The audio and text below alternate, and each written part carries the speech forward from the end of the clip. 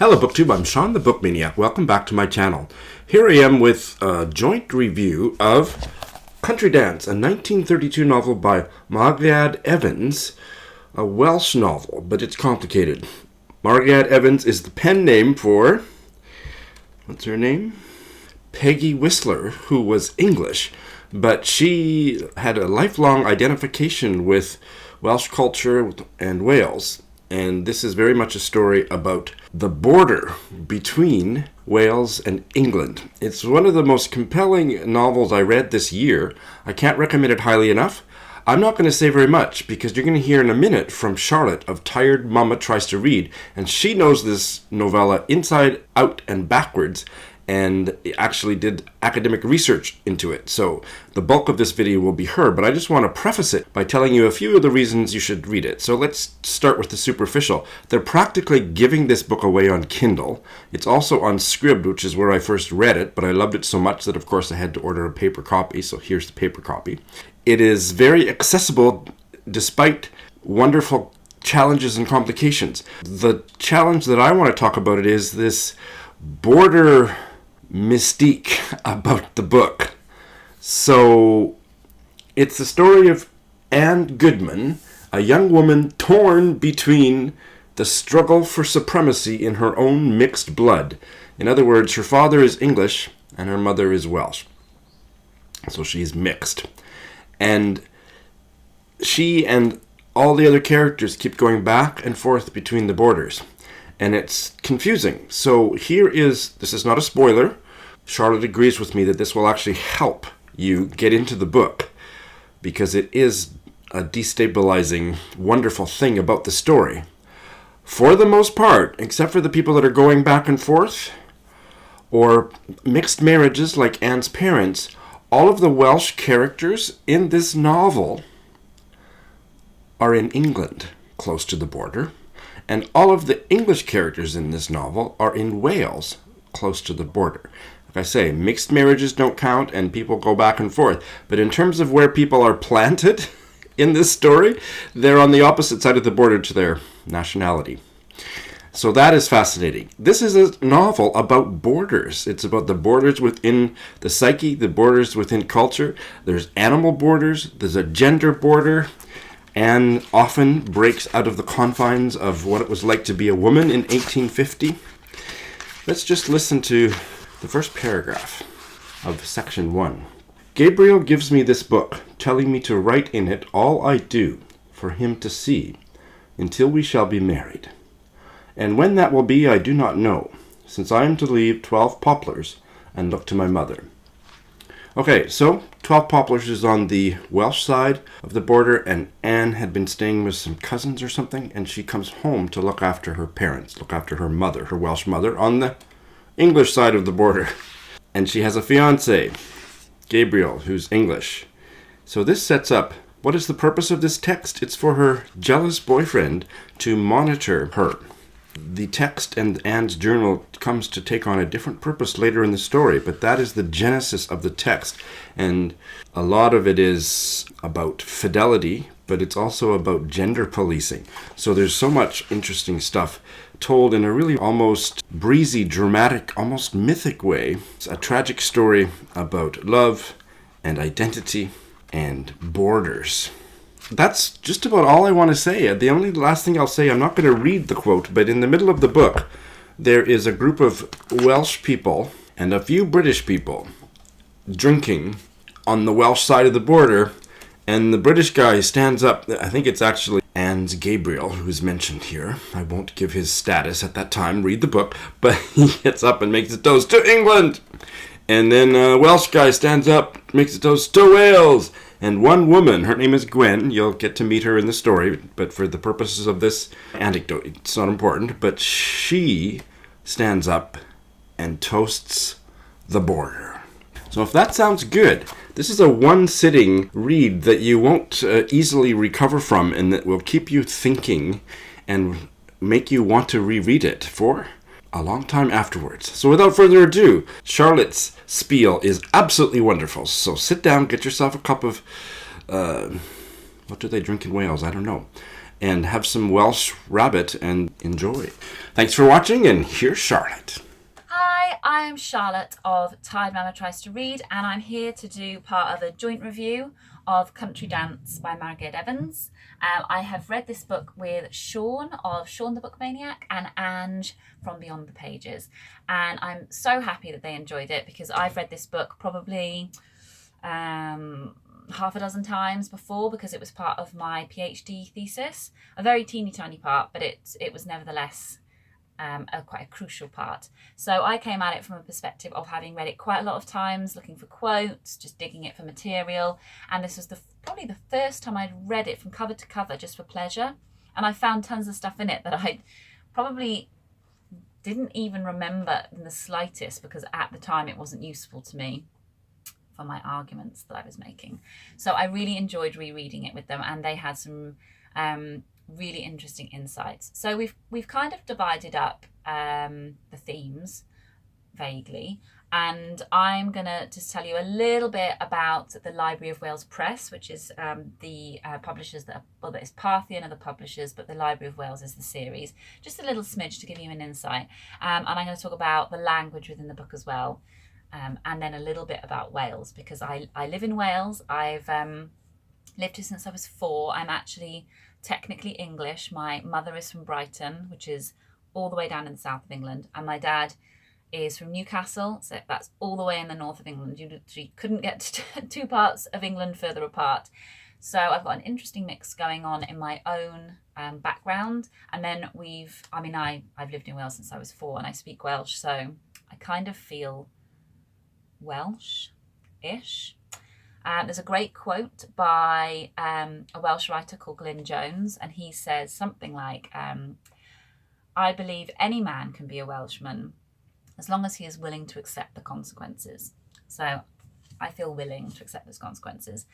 So the Library of Wales Press, this is actually book number 5 in the Library of Wales series. There are lots and lots more now. These are some of them in the back cover at the time of this publication. But they're in their 30s now. There's tons of them. And the reason they were brought into press, they were a project that was funded by the Welsh Assembly because loads and loads of classic texts had just disappeared off the face of the earth. They've gone out of print. They've been written by Welsh writers, and I'm guessing every person watching this now from a region of wherever you are in whichever country you're living in, you can appreciate that if something is considered, and I use this in inverted commas, regional, it falls out of the English literary canon. You know, if it's not studied at university, and it's not a bestseller, popular culture kind of classic, it will just go out of print. And what people found, what academics were saying, was there were some amazing literary texts that have been written by Welsh writers going all the way back to the start of the 20th century. And nobody could study them because they just weren't in print anymore, and it was just the odds and ends left. So Library of Wales came along and it reprinted them in these awesome covers. So this is actually it's not a drawing, they're like prints, aren't they, or lithographs. I don't know what it's artwork is what I'll call it, but I think it's a lithograph. And these are done by Margiad Evans herself, so they're all the way through the book as well if you get the text copy. In fact, that lithograph is used as the cover to her other book, Turf and Stone, which I'm hoping to read with Shawn and maybe Ange in the new year. So yes, Margiad Evans. Shawn might tell you this, but I'll tell you again. Her real name, her born name, was Peggy Whistler, and she grew up on the Welsh-English border, but she identified more with the Welsh side. So she had the name Margiad Evans made for when she was writing, and I think she kind of went by it quite a lot. She identified as Welsh, very much like myself. And in this book, we've got an excellent story. It's my favourite kind of story because the plot is kind of obvious and it doesn't matter. She makes it obvious. Margiad Evans purposefully says, and she's got this awesome plot which actually could be a real kind of shock ending, and actually shocks all the way through, but she deliberately feeds it to the reader from pretty much the word go. I mean, you can work it out just based on a lot of the imagery, what is going to happen. It kind of follows almost a Welsh myth type formula. The Mabinogion, which are the Welsh myths, they are often tragic in their endings, and this is pretty obvious from the get-go that this is going to be similar. But the point is that it doesn't matter. What the point of the book is the telling of the story. It's the narrative. You're getting more from this book than the plot, and that is what makes it, to me, an excellent book. It's what always makes a book slightly better for me than any other plot-driven book. So from the start, you start with an amazing little, she calls it an old song. I genuinely don't know whether this is a Welsh song. I think she's made this up. I'm pretty sure, I'm 98% sure. And in the Welsh, it is, Dod dy law on oed yn coelio, dan fy mron a gwyliau mrifo, ti gei glywed osgran dewi, sŵn o galon fach yn torri. Which is, place thy hand, unless thou believest me, under my breast, and beware of hurting me. Thou shalt hear, if thou listen, the sound of the little heart breaking. So there's kind of a sense of foreboding right there from the get-go. But it's interesting how she's chosen to write this in Welsh and then with the English translation. All the way through the book, there's Welsh peppering the text. It doesn't inhibit the monoglot reader from understanding. If you don't speak Welsh and you don't Google any of it, you'll be fine. And back in the 1930s, you were kind of stuck with just being able to understand the English, because I think the average English reader wouldn't have had a Welsh dictionary even lying about the place, and they certainly wouldn't have had Google. So it doesn't interrupt your understanding of the text, but it does what a lot of Welsh writers do, where it elevates the text for a Welsh speaker. So it does give it a little bit more if you can understand Welsh. So there are a couple of sort of repeated words which she doesn't explain. So the word cariad is the word for love. You often come across it as the word nghariad because it's mutated at the beginning, purely because you put the word fy, which is my, and then it changes it to nghariad. So fy nghariad is my love. And the main character, Anne, who is a character of mixed blood. She's got a Welsh mother and an English father.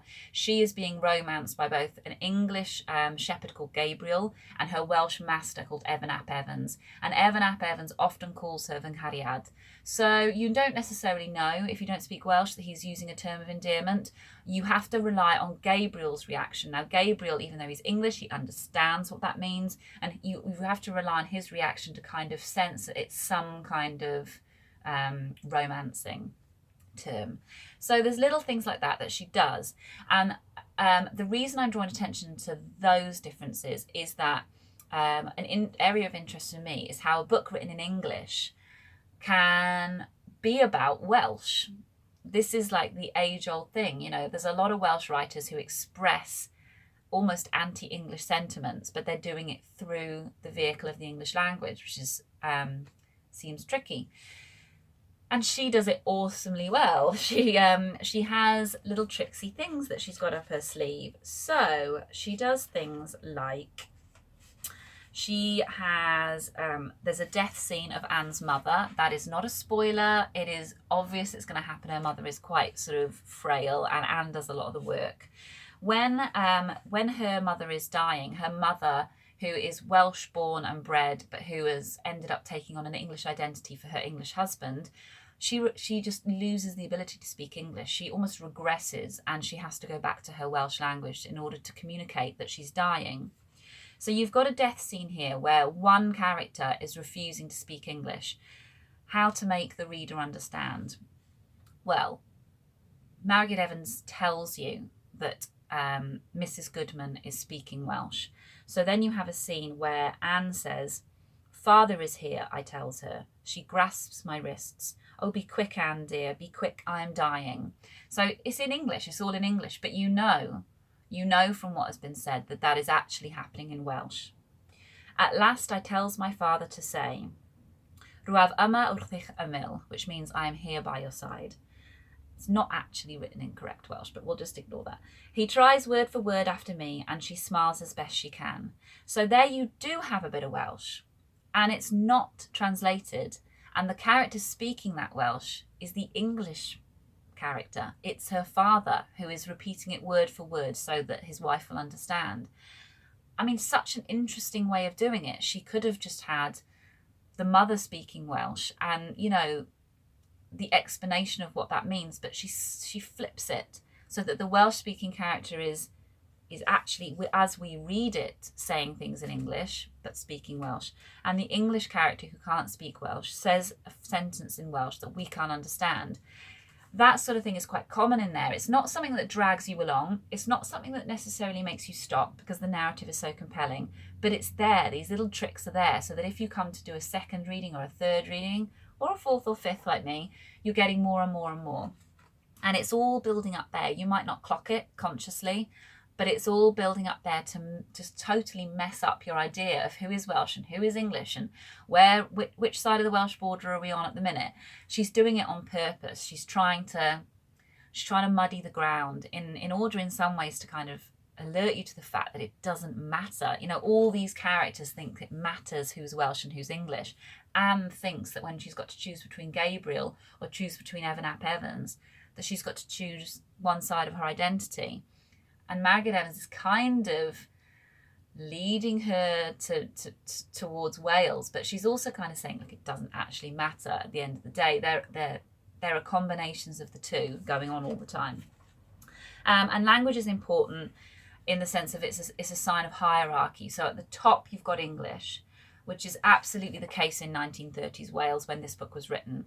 When you think of authors like Dylan Thomas, who is probably our most famous poet, he was brought up by Welsh-speaking parents, but they did not speak Welsh to him, and they did that consciously. They spoke only English to him, and he didn't know any Welsh. He might have known the odd word from his times when he went to Carmarthen to visit his other parts of the family, but generally speaking, he was a monoglot English speaker. That was done in order to ensure that he went further. Welsh was seen as a hindrance to people's potential education and success. So he was, you know, quite literally sort of forbidden from speaking Welsh in order that he would succeed. So comparing his writing and with the writing of Margiad Evans, which was written at roughly the same time, she's deliberately inserting Welsh. She's trying to force the English reader to read a bit of it by quickly inserting it in the narrative. And at the same time, she's making it really clear that to these characters' minds at least, English is up here, Welsh is here, and then other characters are below again. So there's a very short scene with the gypsies. A group of gypsies come to, or they're pitching up on Evan ap Evans's land. So he comes along and he shouts, "Get off my land or I'll make you." The gypsies give a murmur amongst themselves. So they're murmuring, they're not even speaking, you know, they're not even saying a language that anyone can understand here. Those that won't work shan't live, shouts the master. One of the women gives a sudden sharp screech. A knife flashes past him and falls at my feet. You know, the gypsy woman screeches. She's kind of animalistic there. So you've got another hierarchy. You've got English, Welsh, and then you've got whatever language it is the gypsies are speaking. Below that again, is it Romany? I'm not sure. They're definitely sort of paired with the animals on that one. And I think she does that on purpose. She's showing that there can be contempt held even from the Welsh to other people and other cultures. Nobody's better than anybody else. We've all got it in us to be prejudiced towards somebody. So there's just tons going on. And I'm making it sound complicated, but honestly, what you'll find is that if you do read this book, you'll start and you'll just be compelled to read it probably from cover to cover. It is kind of a one-sitting book. You'll be pushed forward by the romance, by the eeriness of the narrative. And it's only when you get to the end that you'll, in the words of Shawn, when he sent me a message and he was like, what have I just read? And it is like that. It's played so many tricks on you all the way through, even with just this very kind of simple love story, really, that even the big plot turns that are kind of dramatic are not as dramatic as what you've been slowly ingesting with the narrative about language, about cultural differences, about borderlands, about race, about identity, about bloodlines. You know, there's all about feminism. There's all of this going on. So, I mean, I could talk forever about this book, but I won't, because I kind of just want you to read it. You won't be disappointed. And I will say that the narrative, because it's meant to be Anne's diaries about how she is sort of fielding her romance with Gabriel. She's initially in a romance with Gabriel, and then she starts to have this, Evan ap Evans starts to meddle and it all goes a bit wrong. The voice of Anne is very different to Margiad Evans's sort of typical narrative voice, but Margiad Evans bookends Anne's diaries with her own little forward and afterward, and you get a sense of what her writing is like in a different way from that. So I'm going to read you a little bit of that because it's beautiful. All old stories, even the authenticated, even the best remembered, are painted in greys and lavenders, dim, faint hues of the past which do no more than whisper of the glory of colour they once possessed. Yet live a while in these remote places where these pale pictures were painted, and something of their first freshness will return to them, if only in the passing of a homestead or the mowing of a field. You will come to know how the dead may hold tenure of lands that were once theirs, and how echoes of their lives that are lost at a distance linger about their doorways. Here among the hills and valleys, the tall trees and swift rivers, the bland pastures and sullen woods, lie long shadows of things that have been.